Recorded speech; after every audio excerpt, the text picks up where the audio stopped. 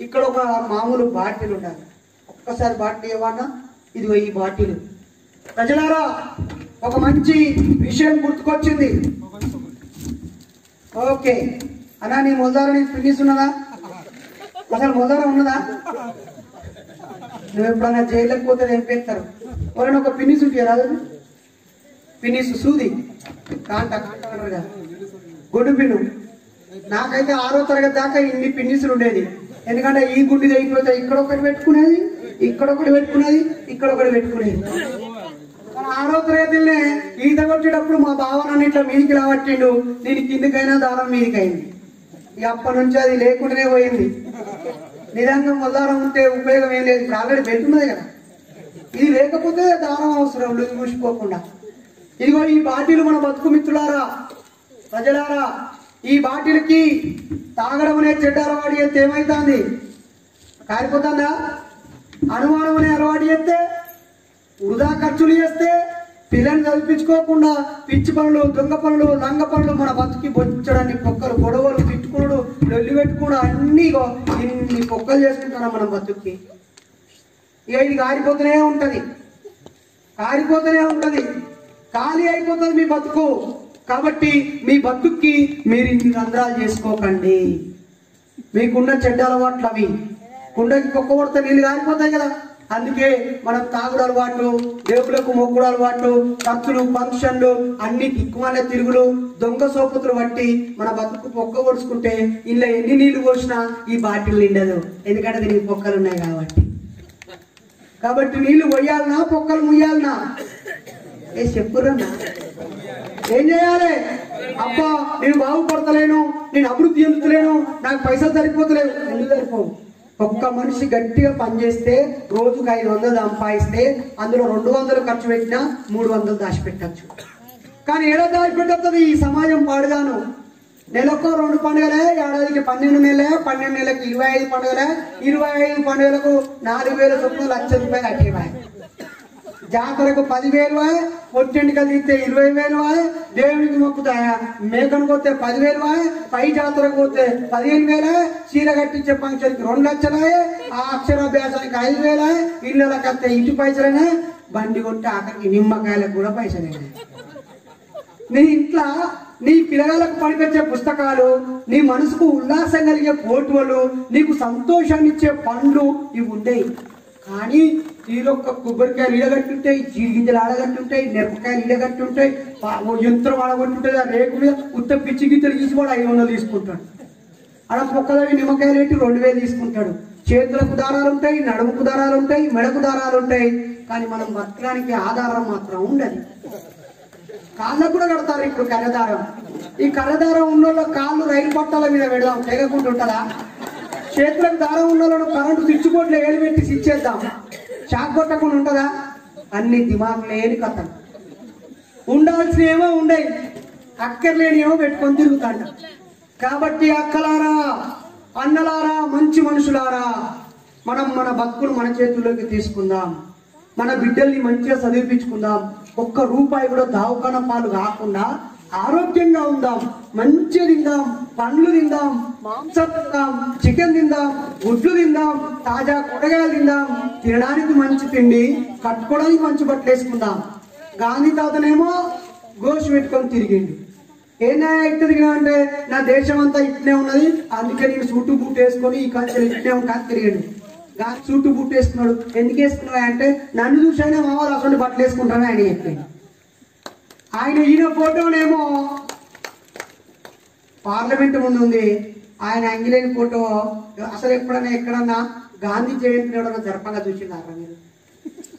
ఇంత పెద్దగా ఎవరు జరిపిరా? ఎందుకు జరపరు? గాంధీ తాత మెడలు బట్టి నూకేసురట. ఇడికి వచ్చి ఆయన బ్రిటిష్ వాళ్ళు పోవాలని పోరాటం చేసినట. సరే, ఆయన గొప్పోడా చెట్టోడా నాకెందుకు లొల్లి, కానీ ఆయన ఎవరకు ఏం చేసిండో రాస్తే ఏం లేదు. కానీ ఈయన బీసీ వాళ్ళకు రిజర్వేషన్ ఇచ్చిండు, ఓసీలలో పేదలకు రిజర్వేషన్ ఇచ్చిండు, ఓసీల ఆడోళ్లకు, బీసీల ఆడోళ్లకు, ఎస్సీల ఆడోళ్లకు హక్కులు ఇచ్చిండు, అందరికీ ఓటు హక్కు ఇచ్చిండు కదా కదా. కాబట్టి ఈయన ఏయని పని లేదు.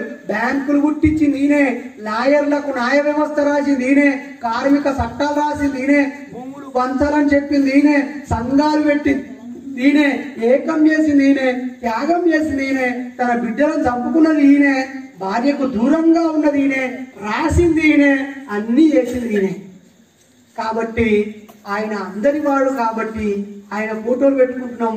ఆఖరికి ఏ కులం వల్ల అయినా ఆయనకు దండేసి మంచోను అయ్యా, నా కొడుకు కూడా నీ లెక్క చదివితే మంచుకుండు అనుకుంటారు.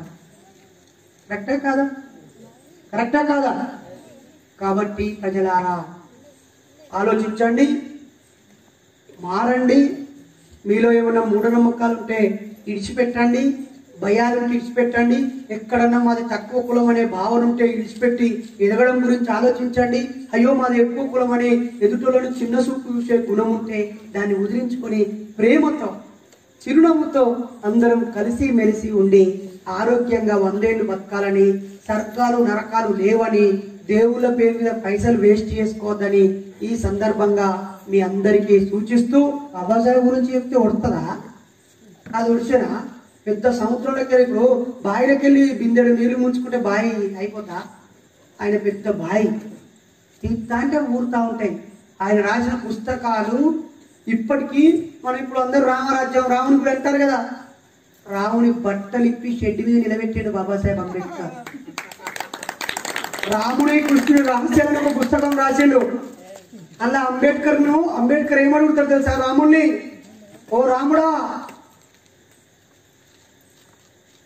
సీతమ్మ ఆడుకుంటూ బంతి దాని కింద పడితే అటు జరిపిందట విల్లును.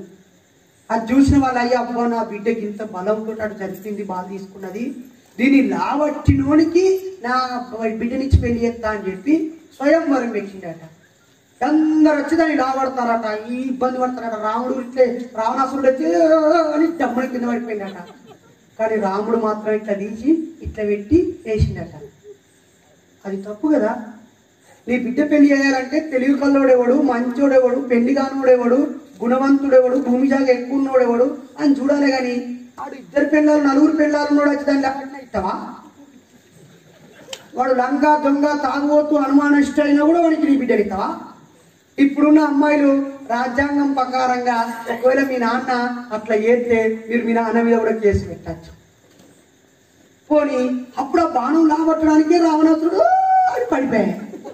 మరి సీతను ఎత్తుకపోయేటప్పుడు ఆమెను ఎత్తుకపోయాడు.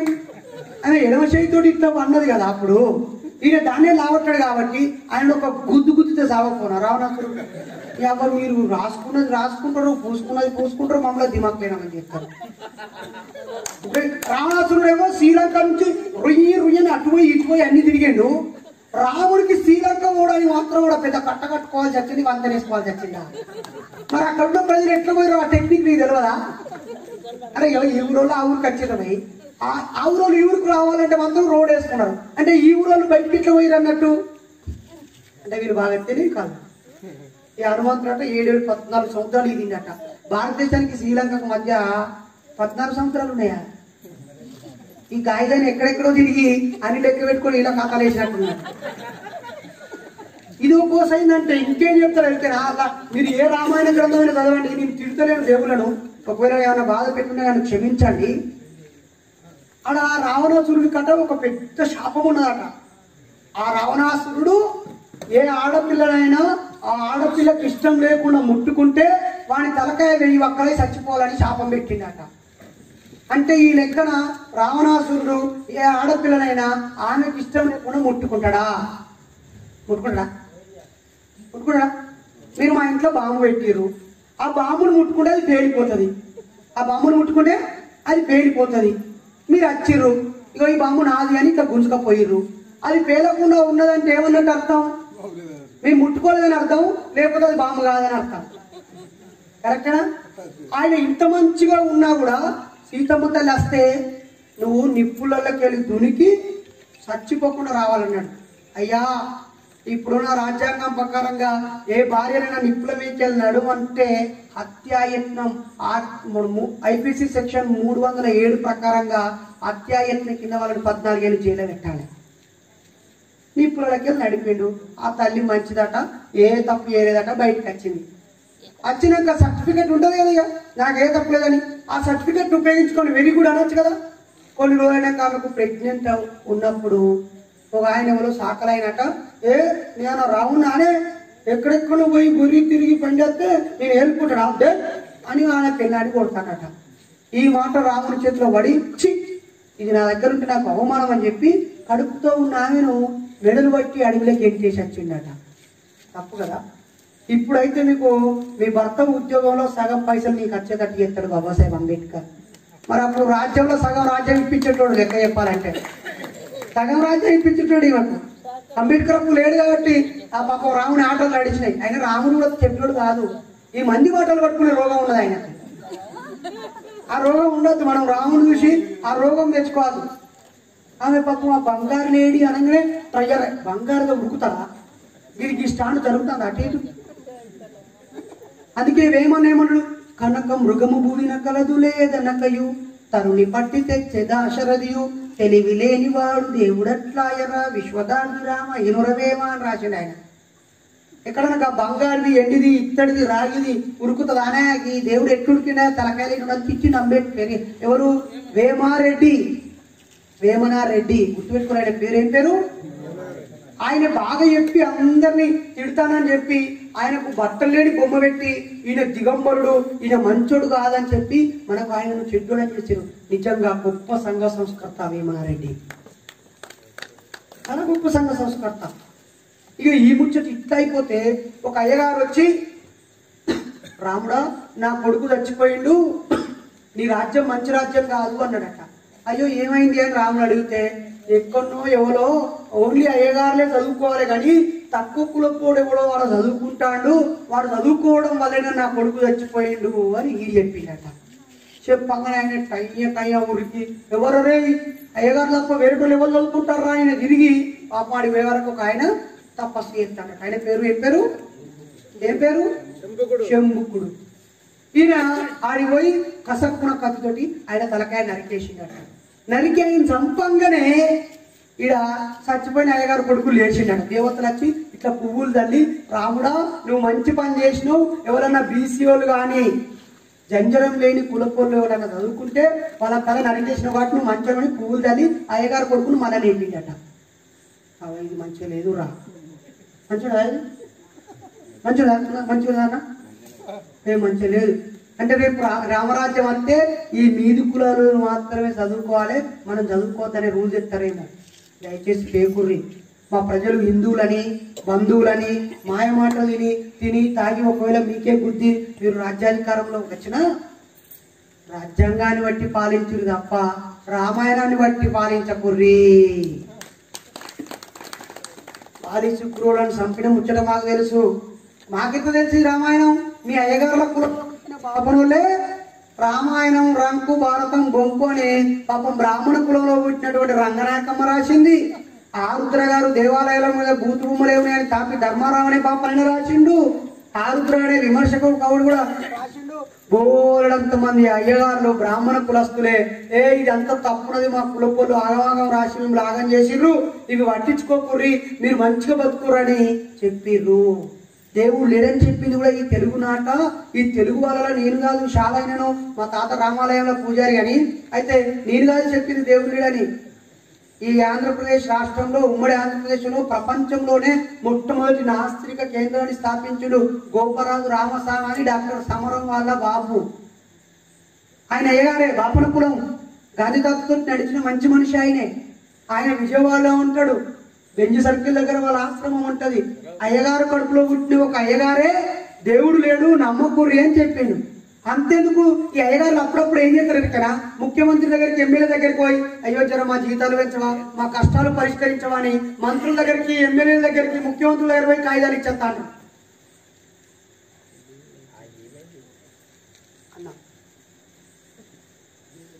అయ్యగారులు మంత్రుల దగ్గరికి పోయి అయ్యా మా జీతం పెంచడానికి కాగితం ఇస్తా అంటారు. మరి నువ్వేమో ఎప్పటికీ దేవుని పక్క పొంటే ఉంటావు కదా. మా అందరికేమో మీ కష్టాలన్నీ పోతాయి, మీరు ఈ గుడికి వచ్చి పూజ చేసినట్లయితే అష్టైశ్వర్యాలు భోగభాగ్యాలు ధర్మాలు శ్రీ సంపదలు వచ్చి బాగుపడతారు మీరని చెప్పి మీరు మాకు డైలాగ్ కొడతారు. మీరు బాగుపడాలంటే మేము ముఖ్యమంత్రి దగ్గరికి వచ్చి వినతి పత్రం ఇస్తారు అన్న. మిమ్మల్ని చూసి మేమేం నేర్చుకోవాలి? ఏదైనా ఉంటే ముఖ్యమంత్రి కాలకాడికి పోతారు. కాబట్టి మనం ముఖ్యమంత్రి కుర్చీ గుంజుకోవాలి. కొన్నేళ్ళు దొరలు ముఖ్యమంత్రి అయ్యారు, సంతోషం, మీరు వెరీ గుడ్. కొంతమంది రెడ్లు ముఖ్యమంత్రి అయ్యారు, సంతోషం, వెరీ గుడ్. ఇక ఇప్పుడు కావాల్సింది బీసీలు, ఎస్సీలే మిత్రులారా. అదే సామాజిక న్యాయమా కాదా? ఆంధ్రోళ్ళు అందరూ మన ఆస్తులు గుంజుకున్నారు, మన భూములు గుంజుకున్నారు, మా ఫ్యాక్టరీలు గుంజుకున్నారు. వాళ్ళు దొంగలు, వాళ్ళు లంగలు అని పొల్లు వెళ్ళిపెట్టాడు కదా కేసీఆర్ సార్.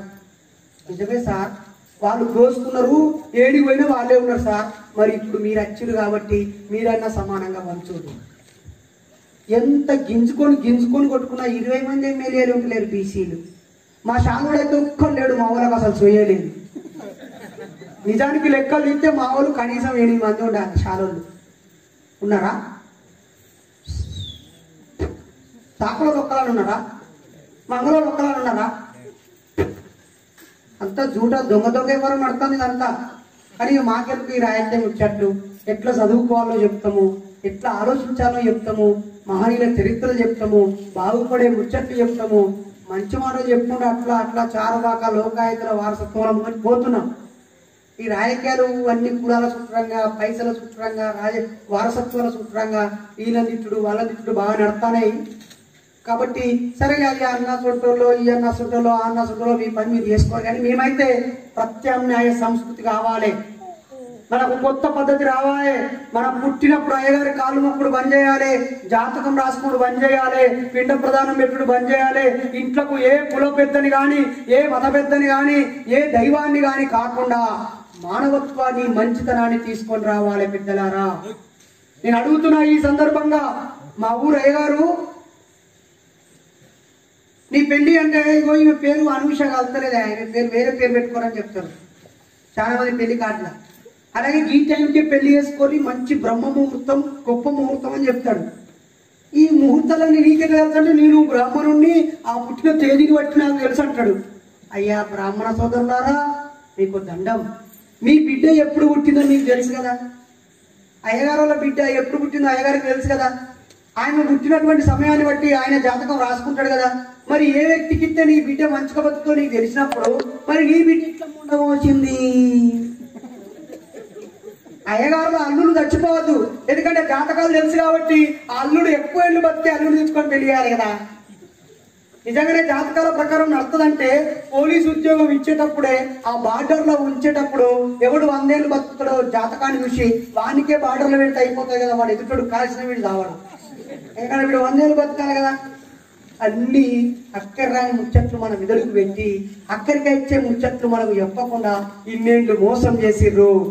కాబట్టి బాబాసాహెబ్ అంబేద్కర్ పుట్టినరోజు నాడు మనం చాలా ముచ్చట్లు చెప్పుకొని, తెలుసుకొని, మాట్లాడుకొని బాగుపడాలని సందర్భంగా మీకు సూచిస్తూ, నా ఉపన్యాసంలో ఏవైనా కొన్ని మాటలు మీ మనసును బాధ పెట్టుంటే నన్ను మీ తమ్ముడిగానో మీ సోదరుడుగానో భావించాలని ఈ సందర్భంగా తెలియజేస్తూ, మరోసారి ఎప్పుడైనా వచ్చినప్పుడు ఇంకా చాలా విషయాలు చెప్పుకుందాం. చాలా గొప్పగా మంచి పాటలు పాడారు సోదరులు. అలాగే చక్కగా కష్టపడి ఏర్పాట్లు చేశారు. వారం రోజుల నుంచి కష్టపడుతున్నారట.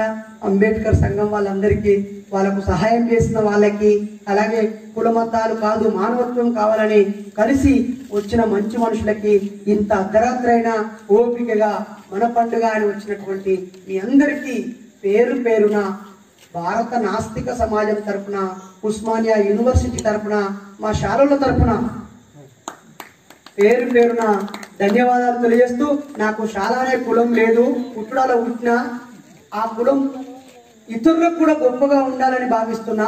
కులం పోయి బాగుపడాలి. ఎందుకు నేను శాల అని చెప్పినా అంటే చాలా మంది అరే వీళ్ళు ఎస్సీల మీటింగ్ కాబట్టి ఓ ఎస్సీ అని పట్టుకొచ్చారు అనుకుంటారు అని చెప్పి నేను వీడి దాకా వచ్చిన.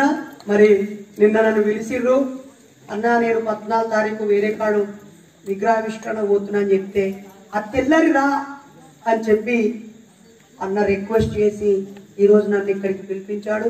చాలా ప్రేమ చూపించారు, మంచి అన్నం పెట్టారు, మంచి స్నేహం పంచారు, మంచి పరిచయం చేశారు.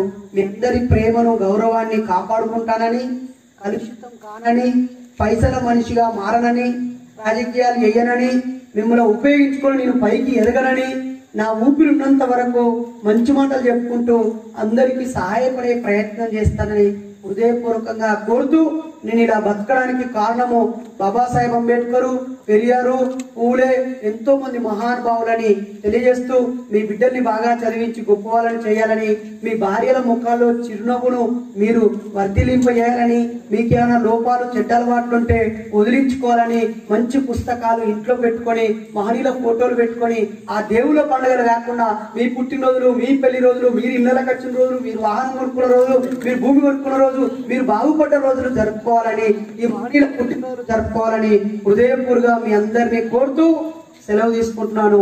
జై ఇన్సాన్, జై భీమ్.